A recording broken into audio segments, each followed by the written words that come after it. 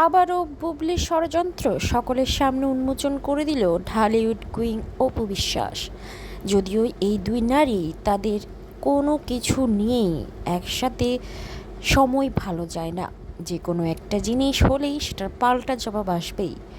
ইদানিং ঈদের একটা টক শোতে বুবলি বলেছিল তাদের পারিবারিক কিছু সময় কাটানোর মুহূর্তে অপু বিশ্বাস সেখানে হাজির হয়েছিল আব্রামকে নিয়ে।